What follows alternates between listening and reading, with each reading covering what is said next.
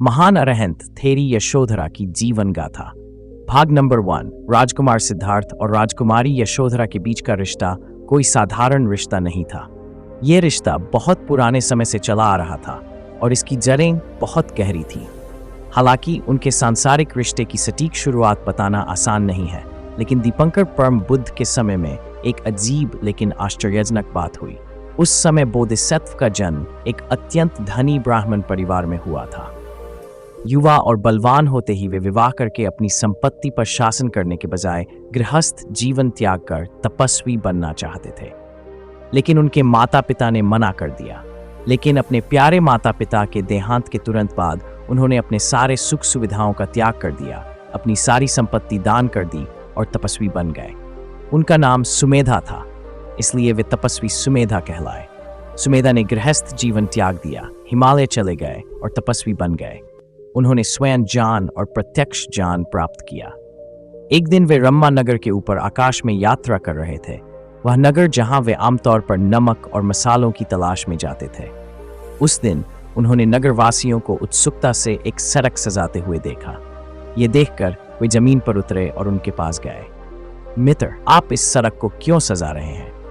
तपस्वी, दीपंकर, परम प्रबुद्ध, महान ईशी जो प्राणियों को अस्तित्व के दुख से मुक्त करते हैं, भिक्षुओं के एक बड़े दल के साथ हमारे शहर में आ रहे हैं। जिस क्षण सुमेधा ने बुद्ध शब्द सुना, उसका पूरा शरीर उत्साह से कांप उठा।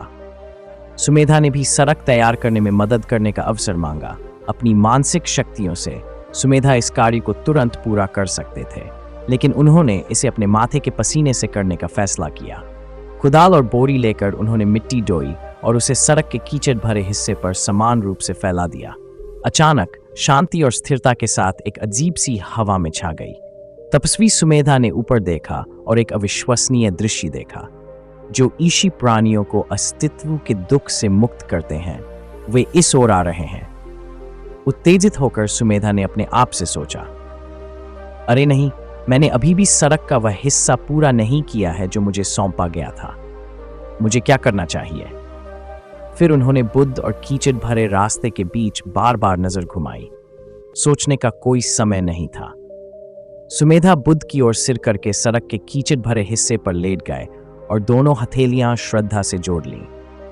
सुमेधा ने बुद्ध से ऊंची आवाज में कहा, महान ऋषि जो प्राणियों को अस्तित्व के दुख से मुक्त करते हैं, वे कीचड़ पर न चलें बल्कि मेरी पीठ पर चलें। तपस्वी सुमेधा के पास खड़े होकर बुद्ध दीपंकर ने भिक्षुओं को संबोधित किया। भिक्षुओं, कीचड़ में लेटे इस भव्य तपस्वी को देखो जो मुझसे अपनी पीठ पर चलने के लिए कह रहा है। वह एक भावी बुद्ध है। उस उद्देश्य के लिए उसे बहुत लंबे समय तक पारमिता की साधना करनी चाहिए। 4 अग्ननी कल्पों और अब से 1 लाख कल्प बाद भाग्यशाली कल्प नामक एक कल्प का उदय होगा। उस कल्प में उसके सामने 3 बुद्ध उत्पन्न होंगे, वह चौथा होगा। भिक्षुओं, उस बुद्ध का नाम गौतम होगा। उस जीवन में वह कपिलवस्तु में जन्म लेगा। उसके पिता राजा शुद्धोदन होंगे, उसकी माता रानी माया होगी। अष्टवृक्ष के नीचे ध्यान करते हुए, वास्तविकता में अंतर्दृष्टि प्राप्त करते हुए वह मार को हराकर जान प्राप्त करेगा। जब ये अद्भुत घटनाएं घट रही थीं, तब सभी नगरवासी ये सब देखने के लिए वहां एकत्रित हुए थे। सबसे पहले उन्हें एक आश्चर्य हुआ, महान ऋषि, प्रबुद्ध व्यक्ति बुद्ध दीपंकर का आश्चर्य। और अब उन्हें यह दूसरा आश्चर्य भी हुआ, तपस्वी सुमेधा का आश्चर्य। अब वह कोई साधारण तपस्वी नहीं रहा।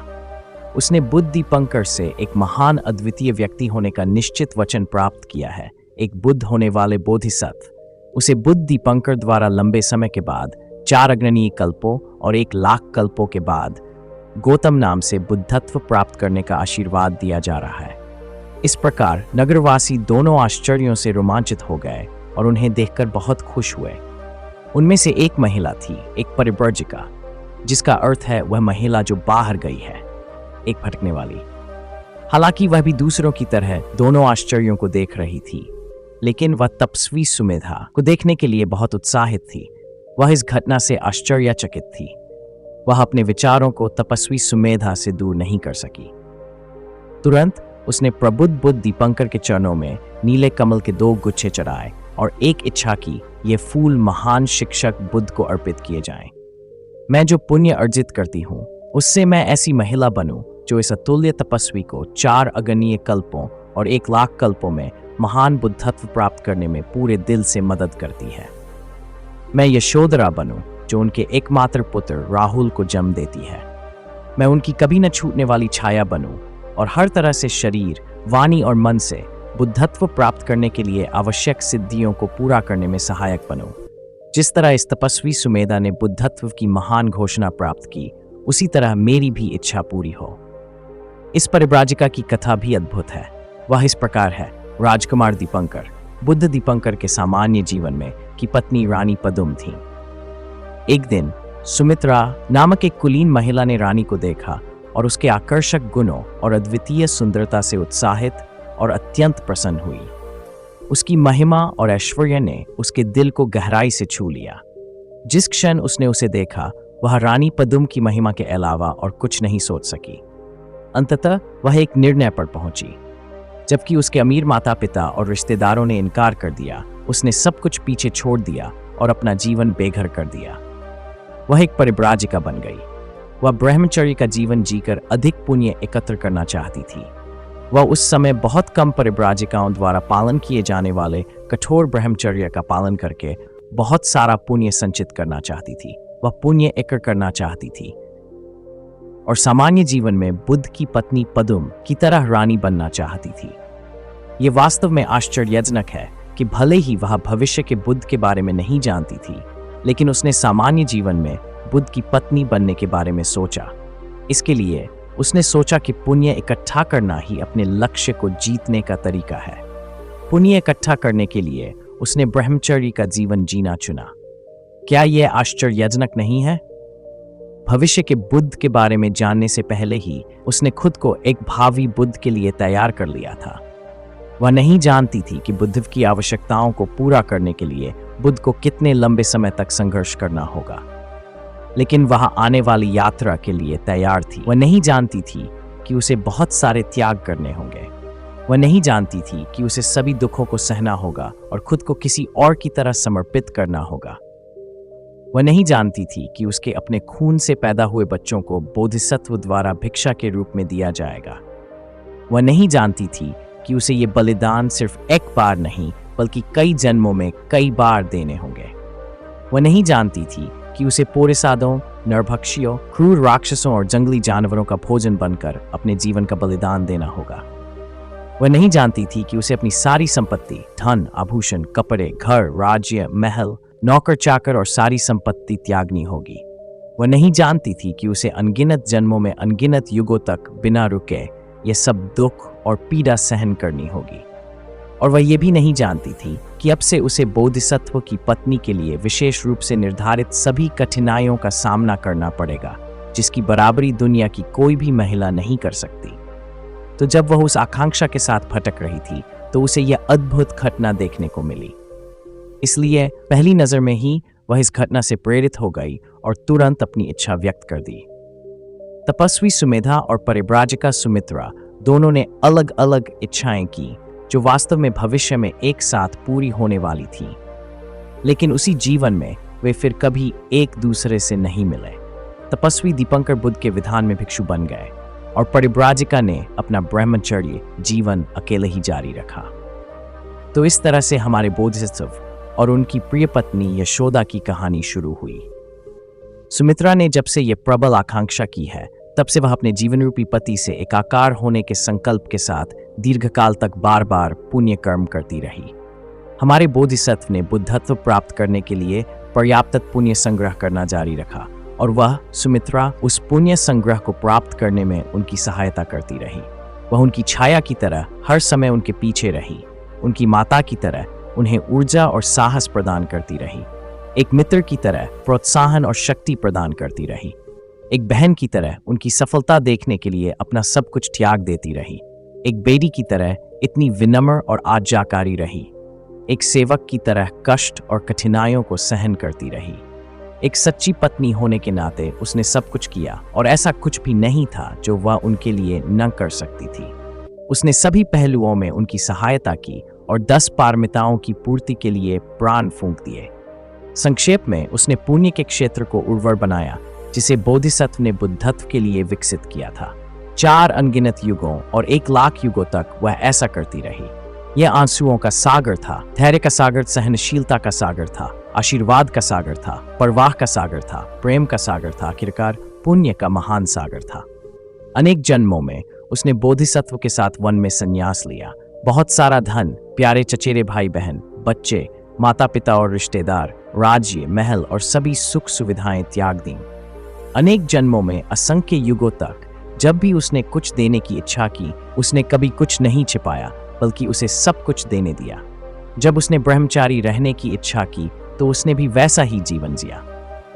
अतीत में ऐसे कई युग थे जिनमें लोगों की आयु सैकड़ों वर्ष, सैकड़ों हजारों वर्ष, लाखों लाखों वर्ष होती थी। ऐसे युगों में वह अपना जीवन ब्रह्मचर्य में समर्पित करती थी या एक पति के साथ शालीनता से रहती थी। उसने कभी भी अपने पति के विरुद्ध काम नहीं किया, न ही उसके विरुद्ध जाने के बारे में सोचा। वह पूरी निष्ठा से अपने पति की हर तरह से मदद करती थी। जब बोधिसत्व 6 इंद्रियों की रक्षा कर रहे थे तो उन्होंने कभी उन्हें परेशान नहीं किया, बल्कि उन्होंने भी वही अभ्यास किया। जब बोधिसत्व 10 पारमिताओं को पूरा करने का प्रयास कर रहे थे तो बिना किसी बाधा के उन्होंने भी पारमिताओं का अभ्यास किया। यौन दुराचार एक ऐसी चीज है जो उन्होंने कभी नहीं की। उन्होंने अपने जीवन को बलिदान कर दिया, लेकिन कभी यौन दुराचार में लिप्त नहीं हुई। सुमित्रा का सामान्य जीवन में बुद्ध की पत्नी बनने का संकल्प केवल उनकी इच्छा मात्र नहीं थी। उन्होंने ये केवल रानी की नकल करके नहीं किया। यह एक असाधारण तथ्य है जिसे सांसारिक मन द्वारा नहीं समझा जा सकता। आधुनिक समय में हम केवल नकल और नकल करने के प्रयास ही देखते हैं, जिसका स्पष्ट रूप से कोई अर्थ नहीं है। केवल देखकर और सुनकर ही लोग उन लोगों की नकल करने लगते हैं जिन्हें वे पसंद करते हैं। वे बहुत से चरित्रों की नकल करते हैं, अभिनेता और अभिनेत्री, नायक और योद्धा, क्रिकेटर और खिलाड़ी, राजनेता और प्रसिद्ध चरित्र, और कभी कभी तस्कर और अपराधी भी। लेकिन उनमें से कोई भी उन्हें आंतरिक शांति नहीं दे सकता, न ही उन्हें कम से कम कुछ संतुष्टि दे सकता है। उनमें प्रेमपूर्ण दया, करुणा, उदारता, संभाव, सद्गुण या ऐसा कोई भी गुण नहीं देखा जा सकता जो उन्हें अच्छाई और वास्तविक खुशी दे सके। लेकिन ईर्ष्या, अनैतिकता, अहंकार, झूठ, अहंकार, छल, स्वार्थ, हिंसा, बेईमानी, अहंकार और ईर्ष्या, लालच, घृणा, अविश्वसनीयता और भी बहुत कुछ देखा जा सकता है। लेकिन यह आश्चर्यजनक है कि सुमित्रा की इच्छा में ऐसा एक भी बुरा गुण नहीं था। यह वास्तव में शुद्ध था, धुले हुए शंख की तरह शुद्ध।